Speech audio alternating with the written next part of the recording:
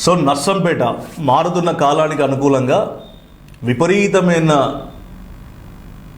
భూముల ధరలో ఆకాశాన్ని పెరిగిపోయినటువంటి ఒక ప్రాంతం. ఇది వరంగల్ జిల్లా సంబంధించినటువంటి మేజర్ సిటీగా చెప్పుకోవచ్చు మనం. ఇటు మున్సిపాలిటీ, గ్రామ పంచాయతీ, నగర పంచాయతీగా, తర్వాత మున్సిపాలిటీగా రూపాంతరం చెందుకుంటూ వచ్చి ఇక్కడ ఎక్కలేని రేట్లు ఈ నర్సంపేట ప్రాంతంలో ఉన్నాయి. భూముల రేట్లు, తర్వాత లీడర్లు ఎక్కువనే ఇక్కడ, తర్వాత ఫైరవీలు ఎక్కువనే, అన్నీ ఎక్కువనే ఇక్కడ. ఇక సెటిల్మెంట్ బ్యాచ్లు కూడా ఎక్కువనే ఇక్కడ. అందరి టీవీ వరుస కథనాలు పెడతా ఉంది. గతంలో కూడా అనేక వాళ్ళు ప్రసారం కూడా చేయడం జరిగింది. ఇప్పుడు మాట్లాడుకోవాల్సిన విషయం ఏంటంటే,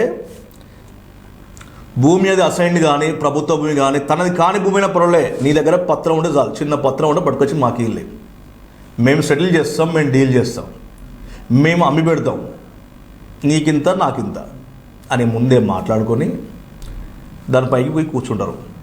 ఈ లోపు దాన్ని అసలు పట్టేదారు, లేకపోతే ఇంకేమైనా వచ్చిల్లు అనుకో, లేదా ఇంకేమైనా ఉందనుకో, వాళ్ళని మళ్ళీ కూర్చొని వీళ్ళే కూర్చొని పంచాయతీ చేస్తారు. అటు నలుగురు ఇటు నలుగురు వీళ్ళే ఉంటారు. మళ్ళీ కూర్చొని మాట్లాడి మొత్తానికి ఏంటంటే మానసికంగా, శారీరకంగా అతను వాళ్ళను ఎవరైతే దాని సంబంధం హింస పెట్టి ఎంతో కొంత పోనిద్ది, దరిద్రం మా వల్ల కాదురా నాయన అని చెప్పేసి వాళ్ళు ఒప్పుకునేది చేస్తారు. ఇదొక స్టైల్. ఇక రెండో స్టైల్, అసైన్ భూములను మళ్ళా పట్టగా మార్చడము, తర్వాత ఎంత చేయడము, ఇవి జరుగుతూ ఉన్నాయి.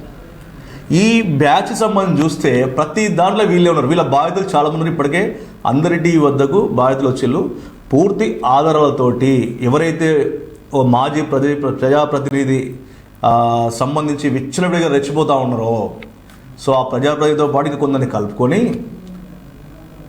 విచ్చలవిడిగా ఈ యొక్క రియల్ ఎస్టేట్ కావచ్చు, సెటిల్మెంట్లు కావచ్చు, దందాలు కావచ్చు, నష్టపడి చేస్తాను.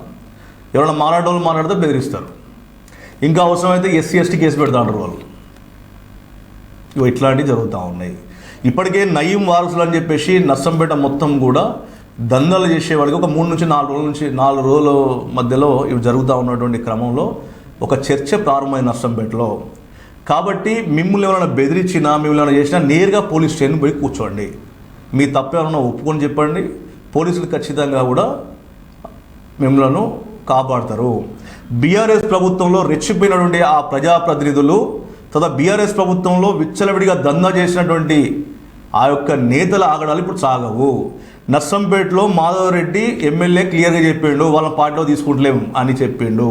కాబట్టి న్యాయం మీ వైపు ఉంటే ఖచ్చితంగా మీరు పోలీస్ స్టేషన్ పోండి, వాళ్ళు కూడా పట్టించుకోకపోతే మా దగ్గర రండి, ఇంకా ఉన్నతాధికారుల దగ్గర పోదాం, ప్రశ్నిద్దాం. తప్పు మన వైపు లేనప్పుడు ఎక్కడికైనా పోవచ్చు. సో ఈ నయీం వారసులకు సంబంధించినటువంటి ఆగడాలు ఎట్లా ఉన్నాయనేది ఒక్కొక్కటి వరుస కథనాలు అందరి టీవీ పెడతా ఉంటుంది, చూడొచ్చు మనం.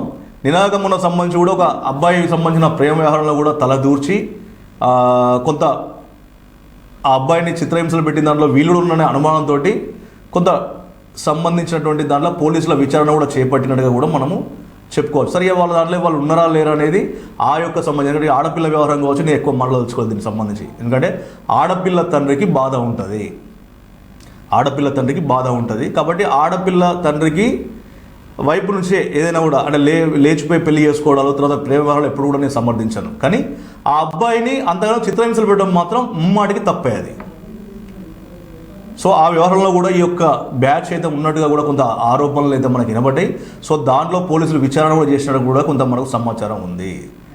ఇక పైన ఇప్పుడు కాకతీయ నగర్లో ఉన్నటువంటి 602/2 సర్వే నెంబర్లో కూడా ఇదే బ్యాచ్ ఇన్వాల్వ్ అయింది, ఇదే బ్యాచ్ దందా చేస్తుంది అనేది కొంత మనకు అక్కడ బాధితులు అంటే అక్కడ సంబంధించినటువంటి స్థానికులు చెప్తా ఉన్నారు. దీనికి సంబంధించి కూడా 2 రోజుల్లో మనం పూర్తి ఆధారాలతోటి అందరిటివి బయటపెట్టబోతా ఉంది. పోలీస్ అధికారులు వీళ్ళపైన దృష్టి పెట్టండి, టాస్క్ ఫోర్స్ వీళ్ళపైన దృష్టి పెట్టాలి. వీళ్ళు ఏమేమి చేస్తున్నారు, ఎవరెవరిని బెదిరిస్తున్నారు, ఎక్కడెక్కడ ఏ దందా చేస్తున్నారు, ఏ భూమి కాని భూమి వీళ్ళది కాని భూమి కిందకి వీళ్ళు పోతున్నారు అనేది దృష్టి పెట్టాలి. తప్పుంటే ఎవరిని కూడా వదిలిపెట్టద్దు అనేది మేము అందరి పక్షాన ఇటు పోలీసులను కోరుతా ఉన్నాము. వీళ్ళ ఆగడాలు గత బీఆర్ఎస్ ప్రభుత్వంలో చాలా విచ్చలవిడిగా అయిపోయినాయి.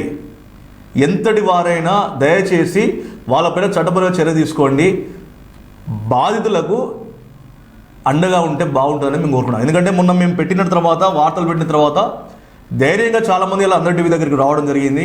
ఒక్కొక్కటి కూడా మేము ఇటు ఉన్నతాధికారులకు ఇస్తాము, తర్వాత అందరి టీవీ స్టూడియోలో కూడా ఆ బాధితులతో నేరుగా కూడా బయట చెప్పించే కార్యక్రమాన్ని కూడా త్వరలో ప్రసారం చేయబోతున్నాం.